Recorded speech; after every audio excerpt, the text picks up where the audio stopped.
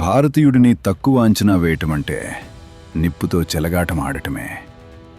83లో India world cup గెలిచినప్పుడు British వారు తామే ఇంకా ఈ ఆటకి రాజులమని అనుకున్నారు. కేవలం 2 టిక్కెట్ల కోసం మనల్ని అవమానించారు.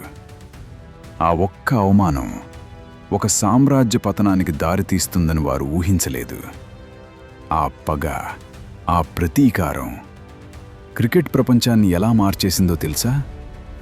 లార్డ్స్ మైదానంలో కపిల్ దేవ్ టీం చరిత్ర సృష్టిస్తుంటే బయట బీసీసీఐ ప్రెసిడెంట్ ఎన్కేపీ సాల్వే గారికి చేదు అనుభవం ఎదురైంది.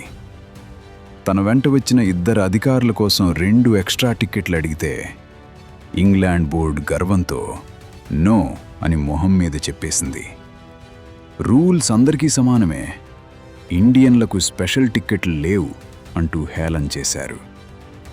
ఖాళీగా ఉన్న విఐపి స్టాండ్స్ చూస్తూ సాల్వే గారు రగిలిపోయారు. అక్కడే డిసైడ్ అయ్యారు, వీళ్ళ అహంకారాన్ని దెబ్బకొట్టాల్సిందే అని. ఇక్కడే ఎంట్రీ ఇచ్చారు క్రికెట్ చాణక్యుడు జగన్మోహన్ దాల్మియా.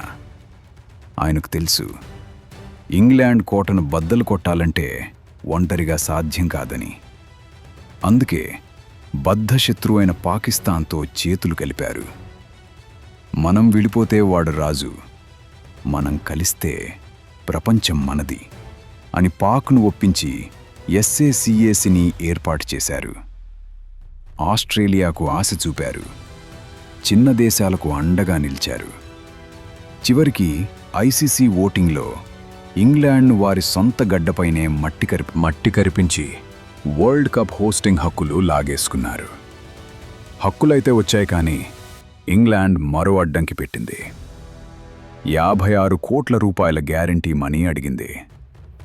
అప్పట్లో అది చాలా పెద్ద మొత్తం.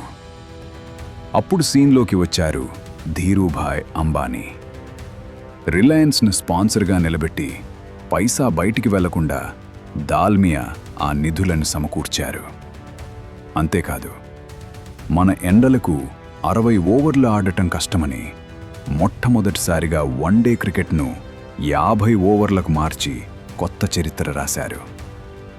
87లో ఇంగ్లాండ్ బయట జరిగిన మొదటి వరల్డ్ కప్ క్రికెట్ చరిత్రలోనే అత్యంత సంపన్నమైన టోర్నమెంట్గా నిలిచింది.